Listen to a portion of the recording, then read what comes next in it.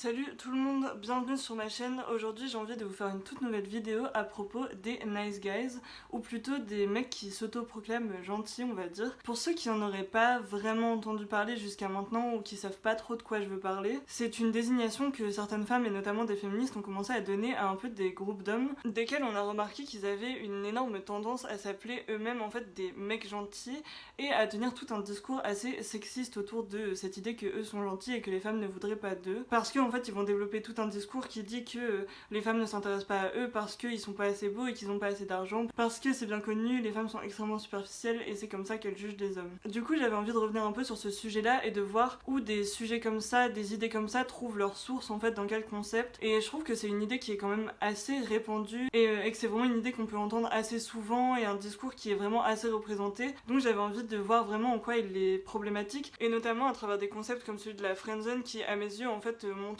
pas mal de choses sur la façon dont on conceptualise les relations hommes-femmes en fait. Si vous avez déjà un peu entendu parler de ce qu'on appelle les incels, vous avez sûrement en fait reconnu dans cette rhétorique du nice guys un peu les bases de l'argumentation des incels justement, et c'est vraiment en fait dans cette idée du nice guy et tout que les incels vont puiser toute leur argumentation et tout leur discours. Mais aujourd'hui j'ai pas envie de m'attarder spécialement sur le cas des incels dans le sens où il y a des choses assez précises à dire sur eux, et moi ici j'ai plus envie de démonter en général cette idée du nice guys, du gars gentil, du devoir de relation des femmes etc,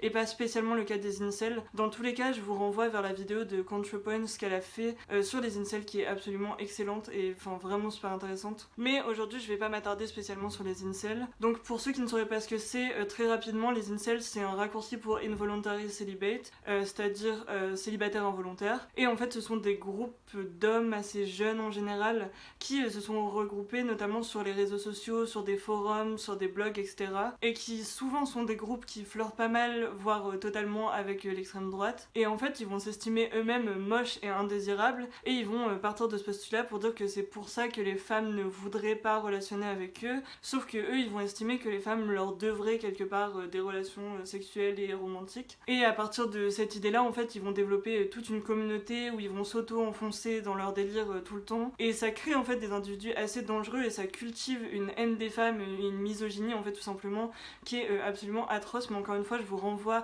à la vidéo de ContraPoints pour aller plus loin sur ce sujet là. Passons alors au plan de ma vidéo en fait. Dans un premier temps j'ai envie de vous parler de la représentation qu'on a à l'écran des mecs un peu timides, awkward, je suis gentil mais personne veut de moi blabla, qui ont en fait souvent des comportements qui sont très proches du harcèlement mais qui sont en fait extrêmement romantisés. Dans une deuxième partie je vais vous parler du concept de friendzone et en fait de toute l'idée qui en découle, du devoir des femmes de relationner avec des hommes et de la question de l'appartenance de notre corps aux hommes etc. Dans une troisième partie je vais essayer de m'interroger sur à qui dessert vraiment la valorisation de la masculinité et de la virilité, et dans une dernière partie je vais juste évoquer quelques pistes de réflexion qui sont assez simples en fait sur comment on pourrait essayer d'améliorer les relations que les hommes ont avec les femmes en fait, qui puissent améliorer leur comportement tout simplement et leur façon de percevoir ces relations là, au cas où on aurait un incel perdu sur ma vidéo. Passons tout de suite à ma première partie qui est la représentation des nice guys et la romantisation du harcèlement. Je pense que ce n'est pas une grande surprise pour vous si je vous dis que nous vivons dans une société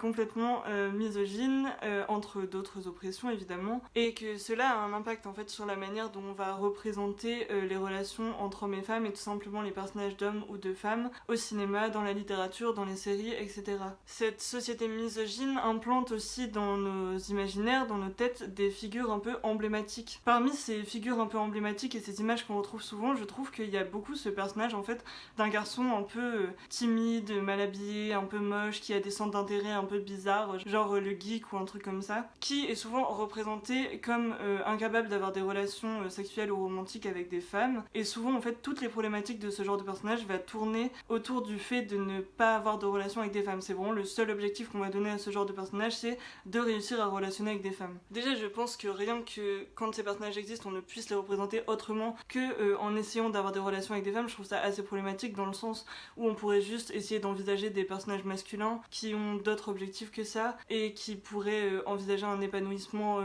autrement que par la conquête de femmes et de relations avec des femmes. Et ensuite, quand il y a ce genre de personnage qui arrive à l'écran, je trouve qu'on a toujours en fait deux types de représentations. On a soit le il devient super beau et toutes les filles tombent à ses pieds parce que de toute façon elles sont superficielles et débiles. Et la deuxième représentation de ce scénario, ça reste le mec qui reste toujours un peu awkward et timide et bizarre et tout, sauf qu'il y a cette fille en fait qui est pas comme les autres filles et qui va réussir à voir en fait son vrai intérieur et ce qu'il y a sous sa carapace de mec timide et bizarre. Donc évidemment j'ai dit ça de manière ironique, mais c'est en fait à cette deuxième représentation que j'ai envie de m'attaquer plus particulièrement, parce que j'ai l'impression qu'elle est pas forcément toujours autant abordée que les autres, parce que en fait souvent ces personnages un peu je suis un mec bizarre, je suis timide, je sais pas parler avec les femmes aussi, ça va aussi avec une espèce de on va les créer comme des personnages qui sont incapables d'avoir des relations sociales en général normales, et donc du coup ils vont être très très bizarres et utiliser des moyens de drague très très bizarres qui sont en fait parfois à la limite voire totalement en fait du harcèlement, et ils vont avoir des réflexions et des façons de concevoir leurs relations avec des femmes qui sont extrêmement toxiques et pourtant qui vont être cachés derrière un espèce de truc de c'est romantique, c'est juste qu'il sait pas comment s'exprimer avec les femmes, il faut le laisser. Le film qui m'a particulièrement marqué sur cet aspect il y a pas si longtemps que ça, c'est le film Adieu les cons de Albert Dupontel, qui est sorti en octobre dernier au cinéma il me semble, mais qui est surtout ressorti en salle vers mai etc, quand les salles ont commencé à réouvrir. Et c'est un film que j'ai pas mal apprécié sur un plan général, mais il y avait vraiment un personnage dont j'ai envie de parler qui m'a vraiment gênée. Donc dans Adieu les cons, on a un personnage qui est joué par Bastien Huguetto, il me semble, qui est un acteur que j'aime beaucoup parce qu'en plus il vient de YouTube, d'un collectif de courts-métrages qui s'appelle Les Parasites. Bref, passez voir. Et en fait, dans ce film-là, il joue un personnage masculin de 18, 19, 20 ans, il me semble, qui travaille, qui fait ses études et tout, et qui est complètement amoureux, entre guillemets, ou en tout cas obsédé par une fille qui travaille au même endroit que lui. Et c'est une fille à qui il n'a jamais parlé, il n'a jamais adressé la parole à cette fille. Et donc, il me semble que ce personnage va être obsédé par cette fille-là, au point de déménager dans le même quartier qu'elle pour la croiser sans faire exprès. Il va lui envoyer sans cesse des lettres anonymes, et genre, il la prend en photo dans le bus avec son appareil photo, ou genre, du moins, il la filme avec son téléphone, enfin, il la regarde à travers son téléphone. Vous faisiez ça, vous aussi? Quand vous étiez amoureux d'une collègue, vous alliez vivre près de chez elle sans lui dire.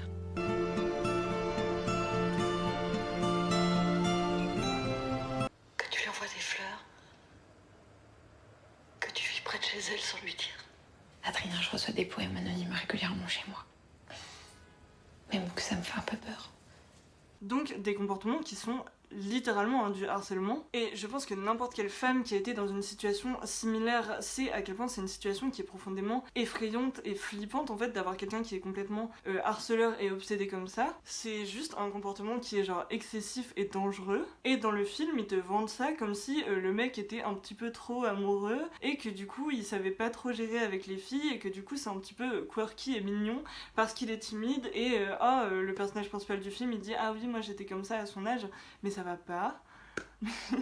Mais ça va pas. Est-ce qu'une seule femme a bossé sur ce projet? Est-ce qu'une seule femme a lu ce truc là? Enfin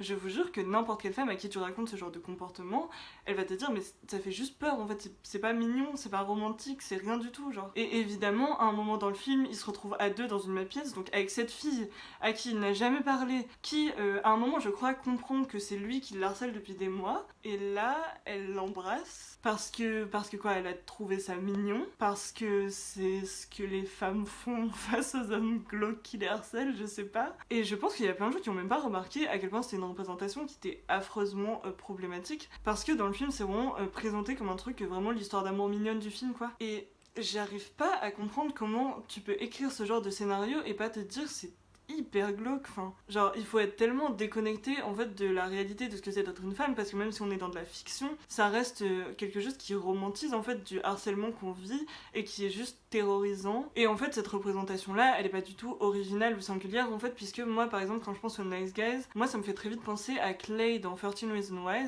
qui était le personnage principal et tout. Je pense que tout le monde a vu 13 Reasons Why, mais rapidement c'est une meuf qui subit un peu du harcèlement, toutes sortes de harcèlement sexuel et tout, coup au lycée et qui va se suicider, mais en se suicidant elle laisse 13 cassettes destinées à 13 personnes pour expliquer les raisons de son suicide. Et le personnage qu'on va suivre en fait c'est le personnage de Clay qui a eu une relation on va dire un petit peu ambiguë, un peu amoureuse à certains moments avec Anna, mais qu'après elle l'a délaissée pour aller avec d'autres mecs. Et en fait bon, cette série est problématique pour 10 milliards de raisons, mais bref. Mais il y a un moment en fait où il y a Anna, du coup la fille principale qui s'est suicidée, qui apparaît à plusieurs reprises en espèce de fantôme où elle revient parler du coup à Clay. Et en fait il y a ces passages où c'est limite s'il lui reproche pas de pas être restée avec lui et de pas avoir relationné avec lui, parce que au moins elle serait pas allée avec les mauvais garçons et elle serait restée avec lui, le gentil garçon qui lui aurait fait du bien. Et c'est juste extrêmement culpabilisant et t'as l'impression qu'il lui reproche en fait vraiment très sincèrement d'être sorti avec d'autres gars et de pas avoir relationné avec lui parce que c'est lui qui aurait été la réponse à son problème. En plus emblématique encore dans cette représentation un peu du nice guy et de la reproche de pas relationner avec un homme qui est gentil, je trouve qu'on a les deux personnages masculins principaux de The Hunger Games qui sont Peeta et Gale, sur lesquels on a passé bien trop de temps à essayer de définir qui était Team Peeta, Team Gale, etc. Bon, déjà Katniss est lesbienne, mais ça on en reparlera un autre jour. Mais bref, sincèrement, est-ce qu'on peut parler de à quel point Katniss n'avait en fait à la base aucune envie de relationner avec aucun des deux personnages masculins qui sont présents dans l'histoire, et que tout le long de l'histoire, ils vont lui reprocher de pas vouloir sortir avec eux. Elle veut juste être amie avec eux deux et elle a juste essayé d'avoir une relation amicale avec les deux et elle l'a fait dans le respect, et tous les deux ils vont lui renvoyer à tour de rôle dans la gueule qu'elle veut pas sortir avec eux, entre Gale qui lui reproche de pas être amoureuse de lui et qui lui fait un espèce de chantage de si tu me dis pas que tu m'aimes on va pas fuir notre état qui rentre en guerre civile, et de la part de Peeta le cringe c'est exactement la même chose puisque le mec lui reproche de jouer l'amoureuse devant les caméras et de pas l'apprécier en vrai alors que c'est littéralement la chose qu'il doit faire pour survivre. À un moment il lui dit oui je t'ai regardé tous les jours sortir de l'école depuis que t'avais 8 ans, mais ça fait peur, c'est pas romantique, ça fait peur. Et ils ont juste zéro alchimie ensemble et elle se retrouve juste à devoir choisir entre deux mecs dont elle ne veut pas à la base. Et en plus je trouve que c'est même pas comme si l'univers d'Hunger Games avait absolument besoin de ces relations pour exister, et je sais pas, je trouve qu'il y avait tellement d'autres choses à construire que ça, et il y a tellement d'autres points intéressants que ce trio amoureux nul. Bref, comme nous l'avons vu, je pense qu'il y a énormément de ces représentations de relations amoureuses ou de drague un peu maladroite et voire complètement harcelantes qui sont assez courantes en fait et assez développées dans notre société et qui diffusent en fait des idées de la drague et de relations extrêmement néfastes pour les femmes, puisque ça rend en fait acceptable énormément de comportements qui ne le sont pas du tout. Alors j'avais envie de parler de comment on en est arrivé là, comment c'est possible d'en arriver à ce que ce genre de représentation soit acceptable et pas directement décrié et vu comme des représentations complètement nocives et bizarres. Pourquoi ça nous choque à peine en fait de voir ce genre de représentation. Et c'est là que j'ai envie de rentrer dans ma deuxième partie qui s'appelle Friendzone et devoir des femmes de relationner avec les hommes. Derrière ces représentations se cache l'idée en fait que les femmes devraient quelque part toujours des relations sexuelles ou du moins romantiques avec les hommes qui sont gentils, aimables et qui eux les désirent en fait. Il y a toujours cette idée que les femmes sont un peu en fait à la disposition des désirs des hommes et que leurs désirs à elles ne sont pas les désirs qui comptent le plus. Ou alors on va complètement couper leurs désirs pour le faire rentrer dans le désir des hommes. Parce que les désirs de ces hommes-là sont toujours plus importants que les leurs. Quand une femme dans un film ou une série a du mal à relationner avec des hommes, on va systématiquement la faire passer par une transformation physique. De toute façon, je vous en ai déjà parlé. Mais quand c'est un homme, on va vraiment plus souvent attendre en fait que les femmes arrivent à voir leur vraie nature et leur vrai intérieur et la vraie chose qu'ils sont à l'intérieur et au-delà de leur apparence, etc. On va apprendre à faire avec parce que les femmes doivent apprendre à faire avec ça. Alors que pour les femmes, le critère qui va être en premier lieu nécessaire, c'est leur beauté physique et leur glow-up. Je trouve que le concept de friendzone recouvre assez bien en fait cette idée sexiste selon laquelle les femmes devraient en quelque sorte des relations aux hommes. Bon alors, je sais très bien que le concept de friendzone n'est pas utilisé que dans un sens, qu'on l'utilise dans plusieurs sens. Je sais très bien que chaque personne qui l'utilise ne l'utilise pas du tout dans un biais sexiste. Cependant, je pense qu'en fait le concept de friendzone trouve vraiment ses bases en fait dans un concept sexiste, et je trouve aussi qu'il y a une grande différence dans la façon dont sont traités les friendzones des uns et les friendzones des unes. Et donc avec cette partie de la vidéo, j'ai juste envie de revenir sur l'idée que le mot mot friendzone transmet, qui cache une conception des relations hommes-femmes qui est toujours basée sur le devoir des femmes de s'accommoder aux désirs des hommes. La friendzone, c'est le fait que quand on est dans une relation avec quelqu'un, souvent des relations hommes-femmes, ça va être quand l'une personne désire plus avec l'autre personne, mais que l'autre va la placer tout simplement dans la catégorie amie. Donc on va dire qu'il s'est fait friendzoner, donc c'est-à-dire replacé à la place d'ami, et qu'il n'y a pas d'évolution amoureuse ou romantique ou sexuelle qui serait possible entre ces deux personnes. Donc déjà quand on regarde les récits et les vidéos de friendzone qu'on peut trouver sur internet, c'est majoritairement des vidéos d'hommes qui se font friendzone par des femmes, et on a souvent des réactions à ces vidéos ou ces récits qui sont extrêmement empathiques envers les hommes plus que envers les femmes, et au contraire on va avoir énormément d'insultes en fait qui sont souvent extrêmement misogynes à l'encontre des femmes qui vont produire les friendzones. Je trouve qu'à une époque il y avait vraiment pas mal ce genre de vidéos dans nos feeds, en mode un mec qui allait à la sortie du lycée ramener un bouquet de fleurs à sa copine, ou alors ils déclaraient leur flamme sur un mot, ou ils lui offraient un cadeau ou toi. Et souvent c'était des vidéos de trucs qui se passaient en public et la fille refusait et s'en allait ou prenait le cadeau, partait, enfin bref, la fille refusait dans tous les cas. Et souvent sous ces vidéos on avait des hordes d'hommes qui débarquaient et qui venaient dire attention, un soldat à terre, un soldat est tombé au front, blablabla, en mode, et énormément de remarques extrêmement sexistes envers les femmes, avec tout un lot de oui mais bon elle aurait pu faire semblant en public, oui mais elle aurait pu ne pas le mettre mal à l'aise, et après des mecs qui faisaient des grandes généralités en mode ah vous voyez on peut être gentil avec les femmes, au final elles vous font ça, elles préfèrent les mecs méchants, blablabla blablabla, et ils avaient toute cette espèce de croisade pour essayer de prouver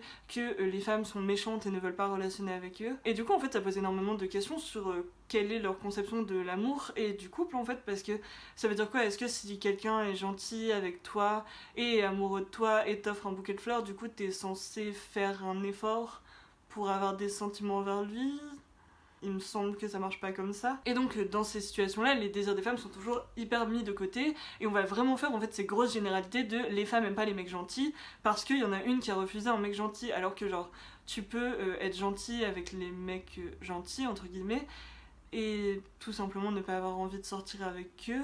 Et qu'un mec soit gentil, c'est pas un critère suffisant pour sortir avec lui. Qu'un mec soit attentionné, c'est pas un critère suffisant. Enfin, si t'es pas amoureux, t'es pas amoureux. Si t'es pas attiré, t'es pas attiré. Si une femme n'est pas attirée par un homme, elle peut ne pas vouloir sortir avec lui, c'est tout à fait normal. Et même si elle était attirée et qu'elle avait pas envie de sortir avec lui pour 10 000 raisons possibles, elle en a le droit. Et ça, peu importe à quel point le mec est attentionné et dévoué pour elle, enfin, ça me paraît assez basique et assez simple en fait de tenir ce genre de propos. Je sais qu'une amie à moi m'avait parlé d'un concept en fait que certaines féministes avaient développé un peu en contre-pied à celui de la friendzone, qui est celui de la fuckzone. Et donc ça part en fait d'une expérience que beaucoup de femmes en fait ont vécue avec des hommes, qui est que elles ont une relation qui est plutôt amicale, elles deviennent proches d'un mec et tout, elles se sentent bien avec et tout, bref, ils forment une amitié. Et à partir du moment où l'homme avec qui elles ont cette relation va se rendre compte que rien de sexuel ou romantique ne sera possible avec elle, il va complètement arrêter de relationner avec elle, ou il va moins relationner avec elle,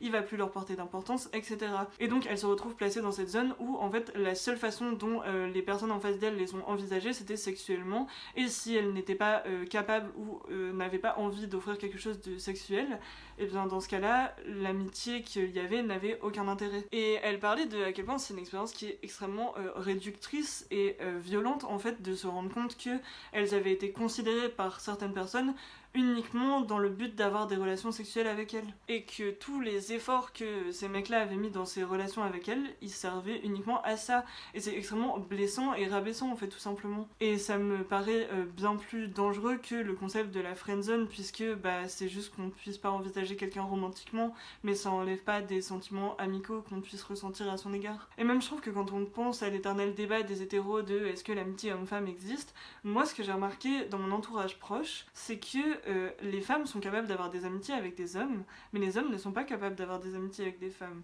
Parce que je me suis rendu compte avec pas mal d'amis dans mon entourage qui, elles, étaient très amies avec des mecs, qui avaient plein d'amis mecs et tout, et qu'elles étaient en fait très sincèrement amies avec eux, genre elles ne voulaient rien de plus que de l'amitié avec eux, et genre dans 95% des cas, le mec finissait à un moment par essayer de les embrasser ou leur dire qu'ils avaient un crush sur elles, etc., etc.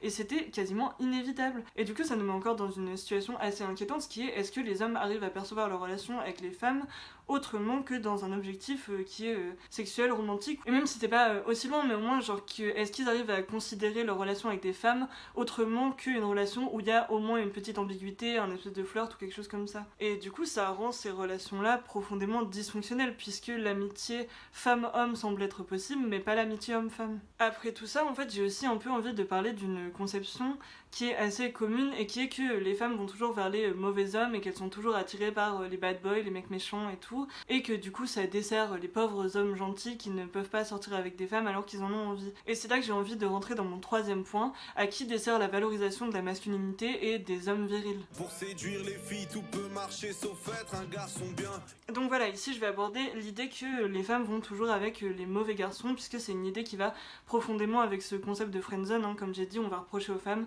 de pas vouloir des garçons qui sont gentils et attentionnés avec elles, et plutôt de vouloir aller vers des mecs méchants. Bon, alors déjà, quand vous considérez vous-même comme des mecs bien, on va pas se mentir, c'est assez prétentieux, et je vois pas de quel droit vous octroyez ça. Ensuite, si vous avez une conception des femmes qui est qu'elles sont superficielles et qu'elles basent leur recherche des hommes sur le fait qu'ils sont des bad boys, qu'ils ont de l'argent et qu'ils ont un beau physique, vous n'êtes peut-être pas si gentil et si compréhensif avec les femmes que vous pensez que vous l'êtes, et que même vous êtes peut-être un peu misogyne dans cette vision-là, et que c'est peut-être ça aussi qui fait que les femmes n'ont pas envie de relationner avec vous. Ensuite, ce genre de phrase sous-entend encore une fois que les femmes sont quelque part responsables des violences qu'elles subissent, puisqu'on va sous-entendre que c'est elles qui vont vers les bad boys, c'est elles qui vont vers les méchants garçons, donc elles peuvent pas vraiment se plaindre parce qu'il y avait des mecs gentils à côté et elles ont pas décidé d'aller vers eux. Et en fait, dernièrement, quand vous utilisez ce genre de phrase, ce genre d'idée que les femmes vont uniquement vers les hommes méchants et que ça dessert les hommes gentils parce qu'ils essayent juste de faire de leur mieux, est-ce que vous êtes conscient de à qui ça dessert vraiment la valorisation de la masculinité et le fait que les femmes vont vers des hommes plus toxiques et plus méchants ? Puisque, en fait, dans cette vidéo, il ne s'agit pas du tout d'ignorer le fait que dans notre société patriarcale, on a rendu attirants des comportements qui sont virils, machistes et sexistes, manipulateurs, violents, dominateurs, etc. Et que oui, à cause de la misogynie que énormément de femmes ont intériorisée, il arrive, et c'est possible en fait, que certaines femmes soient attirées par des caractéristiques chez des hommes qui sont profondément toxiques et qui sont en effet représentantes d'une certaine virilité qui est néfaste pour les femmes en général. Et c'est possible de les voir attirées par des mecs qui sont pas bien pour elles. Donc on pourrait partir dans le débat de est-ce qu'il y a vraiment des hommes bien pour les femmes, parce que de toute façon la masculinité et l'hétérosexualité est construite sur la domination des femmes, donc est-ce que c'est possible ? Mais ça c'est un autre débat. Ici on est vraiment sur un débat de est-ce que les femmes peuvent avoir un mec moins pire qu'un autre, mais ça vaut le coup d'y réfléchir. Mais ici en fait la conception c'est que il y aurait certains hommes qui seraient pas bons pour les femmes et certains hommes qui seraient bien pour les femmes, ou du moins un peu mieux. Mais donc oui, en effet il y a énormément de femmes qui vont être plus attirées par des caractéristiques qui sont violentes, viriles, machistes, etc. Notamment parce qu'on nous répète depuis qu'on est le plus jeune possible, notamment dans des romans d'adolescents, dans les 50 nuances de Grey, dans les Did I Mention I Love You, les livres Wattpad des mecs qui kidnappent des meufs et qui font d'elles des esclaves et elles qui tombent amoureuses d'eux, des Tyler en tout genre, des 8 tomes d'After qui romantisent des relations extrêmement misogynes et toxiques à tout champ, et qu'on lit ça quand on a 13 ans et demi et que forcément ça a des conséquences sur la façon dont on conceptualise des relations hommes-femmes et sur les hommes par lesquels on est attiré par la suite. Mais ce que je trouve assez dingue en fait dans ce constat que oui, il y a des femmes qui sont attirées par des caractères qui sont beaucoup plus violents, beaucoup plus dominateurs, machistes, blablabla, toxiques. Est-ce que réellement, dans ce constat-là, ce qui vous attriste le plus, c'est le sort des mecs gentils, entre guillemets, encore une fois, hein, parce que c'est vous qui vous autoproclamez gentils et pas d'autres gens. Est-ce que vraiment les perdants de cette histoire-là, c'est les mecs gentils ? Parce qu'en fait, les vrais perdants dans tout ça, les vrais perdants dans cette masculinité qui détruit, les vrais perdants dans cette toxicité, les vrais perdants dans la culture de la virilité, pas les hommes, hein, c'est les femmes, en fait. Ceux qui perdent tous les jours à ce jeu-là, c'est les femmes. Celles qui en payent les frais, celles qui se font insulter, violenter, violer, agresser, tuer, littéralement, mutilées, c'est les femmes tous les jours qui perdent à cause de ça. Et donc que votre seule préoccupation, ou du moins que l'une de vos grandes préoccupations, soit le sort des mecs gentils, encore une fois, ça me paraît quand même assez secondaire comme combat comparé à la réalité des femmes en fait. Et de retourner votre haine contre les femmes alors que les femmes sont les victimes de ce système et que les autres hommes en fait sont les gens qui perpétuent ces critères de virilité et non pas les femmes qui ne font que subir ce système là, c'est juste encore une fois une mécanique misogyne. Les personnes qui excluent le plus les hommes qui n'ont pas de virilité, les hommes qui ne correspondent pas à une masculinité qui est attendue, etc.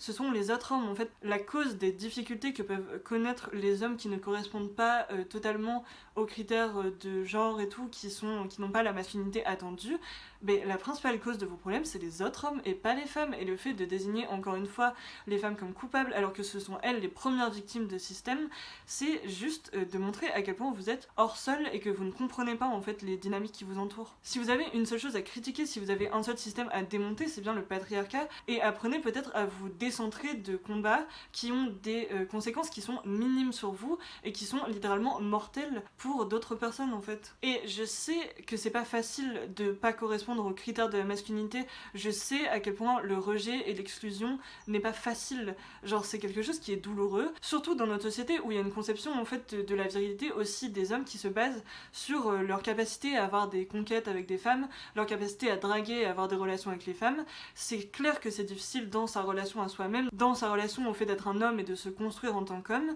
C'est dur de ne pas avoir autant de relations avec les femmes qu'on voudrait en avoir, mais n'oubliez pas que, encore une fois, vous n'êtes pas les perdants de ce système-là. Et oui, c'est quelque chose de douloureux, et c'est pas quelque chose qu'on essaye de nier, mais ce qu'on essaye de dire, c'est que si c'est ça votre seule préoccupation quant aux critères de virilité des hommes et à la masculinité et au féminisme et au patriarcat, mais revoyez vos priorités en fait, parce que ce qui vous pénalise sur le marché de l'attirance sexuelle, c'est ce qui tue les femmes et qui les agresse et qui les violente tous les jours en fait. Alors remettons tout simplement les choses à leur place et essayer de voir un peu plus loin que le bout de votre nez, ce serait pas mal quoi. Et en plus de tout ce que je viens de dire, si on parle de critères élevés pour avoir des relations hétérosexuelles, encore une fois les hommes ne sont pas des perdants, dans le sens où les femmes se tapent des milliards d'injonctions à la seconde pour ressembler à ce qu'il faut être d'une femme, pour rentrer dans la définition d'une bonne femme, etc.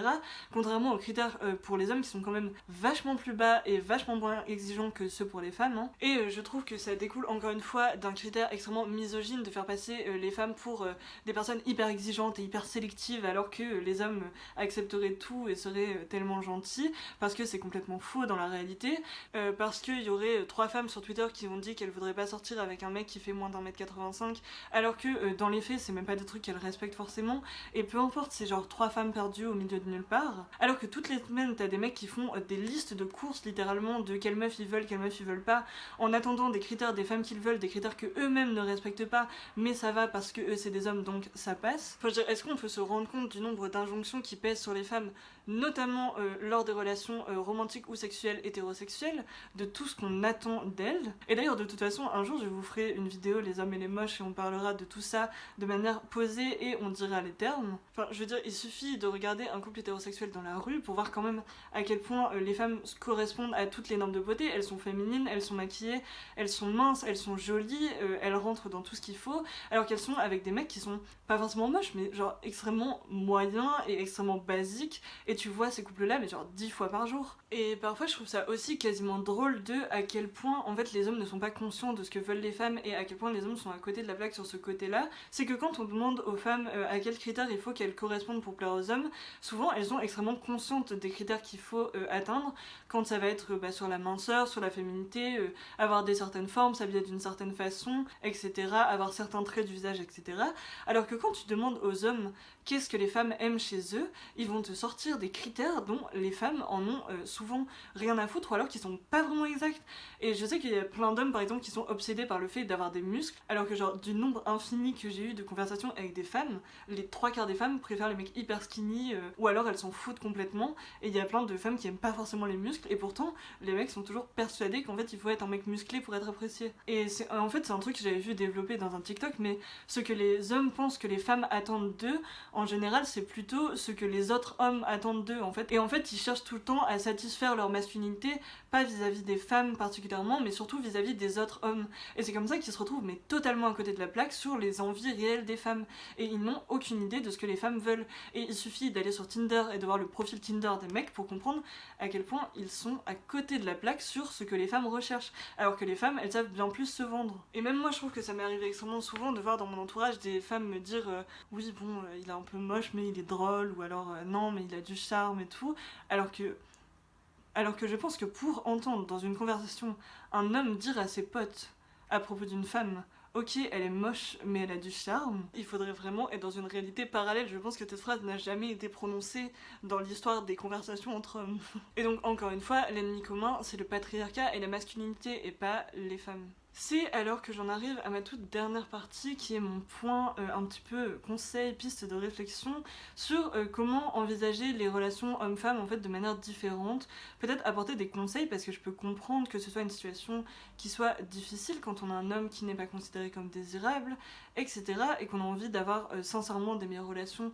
avec les femmes. Je sais qu'il y a 4% d'hommes qui regardent ma chaîne, qu'il y en a probablement une bonne partie qui est gay et qui n'est pas intéressée par cette partie de la vidéo.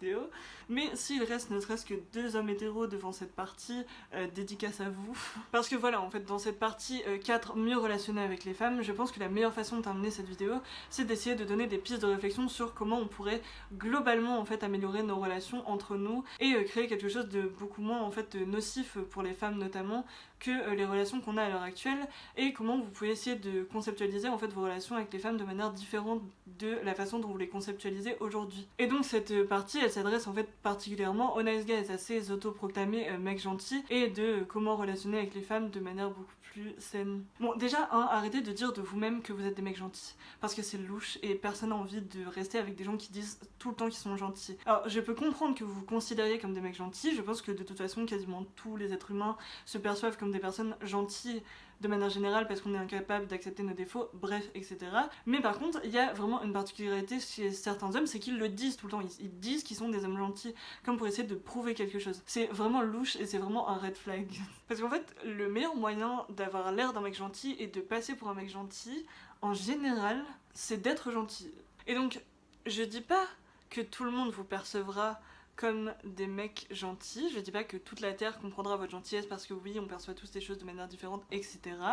Mais c'est quand même plus facile d'être perçu comme gentil quand vous faites des efforts pour être vraiment gentil que quand vous essayez de paraître gentil en fait. Et l'une des caractéristiques principales aussi d'être gentil, c'est aussi de ne pas attendre qu'on vous offre des choses en retour de votre gentillesse. Sinon c'est pas que de la gentillesse, c'est de la gentillesse intéressée. Je pense qu'il y a une vraie nécessité en fait pour les hommes d'arrêter de vouloir être récompensés pour la moindre chose décente que vous faites pour les femmes ou pour les combats féministes, ou que du moins vous pensez faire pour les femmes ou les combats féministes. Genre juste faites et arrêtez d'attendre qu'on vous applaudisse et ce sera déjà pas mal. En deuxième point, je pense qu'il y a aussi une nécessité de changer notre conception des relations hommes-femmes. Si vous avez du mal à avoir des relations sexuelles ou romantiques avec des femmes, peut-être que vous pouvez essayer de considérer vos relations avec des femmes autrement que par ce biais-là, et d'apprécier en fait très sincèrement des relations platoniques avec les femmes en général comme des amis tout simplement. Je pense qu'il y a une nécessité d'apprendre à voir les femmes comme des réelles amies et des relations platoniques qui ne vont pas toujours potentiellement aller vers une ambiguïté ou un potentiel flirt, et que pour autant ça ne devrait pas avoir moins d'intérêt de relationner avec ces femmes-là. Je pense qu'il y a tellement d'autres choses à trouver dans vos relations avec les femmes et tellement d'épanouissement autres à trouver dans vos relations avec les femmes que simplement la possibilité d'avoir des potentielles relations romantiques ou sexuelles avec elles. Enfin, je pense qu'on est beaucoup de femmes attirées par les femmes, à connaître des amitiés avec d'autres femmes qui aiment les femmes en plus, et qui sont totalement platoniques et totalement juste épanouissante de cette façon-là. Et je vois pas pourquoi d'un point de vue hétérosexuel ça paraît quasiment incompatible, alors que pourtant dans les deux cas il y a une attirance, et c'est juste une question de la façon dont on voit les gens. Et je pense en fait que le patriarcat, et même j'en suis sûre, vous pousse à voir les femmes et vos relations avec les femmes d'une certaine façon qui finalement n'est pas forcément la meilleure façon de le voir, et apprenez à considérer les femmes vraiment comme des individus qui peuvent être vos amis et qui ont des opinions et qui ont des choses à vous apprendre autrement que dans un domaine du flirt, etc. Et je pense que ça, ce serait déjà un grand pas d'amélioration de vos relations avec les femmes en général. Et c'est vraiment pas une question de pulsion sexuelle, masculine ou je sais pas quoi, c'est vraiment une question de considération des relations hommes-femmes. Et le dernier conseil que je donnerai, le troisième conseil, c'est que si vous voulez vraiment avoir des relations romantiques ou sexuelles avec les femmes, etc., c'est peut-être d'essayer sincèrement de comprendre les femmes et d'arrêter de baser votre vision des femmes sur des clichés sexistes ou sur ce que les autres hommes pensent que les femmes veulent, et cette espèce de compétition de virilité entre les hommes. Apprenez en fait à être réellement à l'écoute de vos amies filles, du coup, que vous aurez développé en écoutant le conseil 2,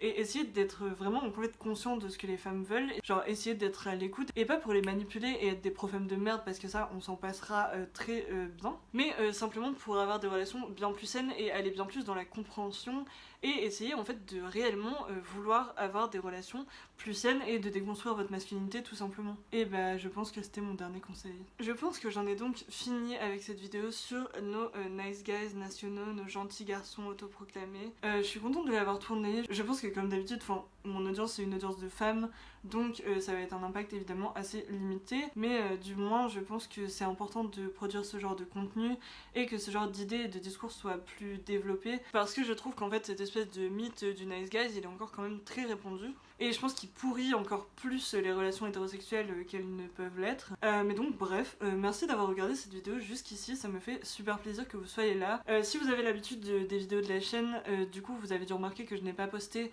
comme d'habitude le vendredi à 18h. À partir de maintenant, les vidéos ne seront plus aussi régulières, je vais essayer de faire de mon mieux, je vais essayer de filmer et de poster quand je peux, mais bah, je vous promets rien et à mon avis ce sera plus du tout une vidéo par semaine parce que je reprends les cours et que je suis fatiguée et que c'est compliqué, etc. Mais je vais faire de mon mieux pour quand même essayer de maintenir cette chaîne en vie au moins un minimum, et j'ai pas envie d'arrêter pour l'instant, donc c'est un bon signe. Mais donc bref, n'hésitez pas à liker, à partager ou à me dire ce que vous avez pensé de cette vidéo dans les commentaires, ça me fait super plaisir et ça m'aide beaucoup pour le référencement. Et je vous dis portez-vous bien et à bientôt.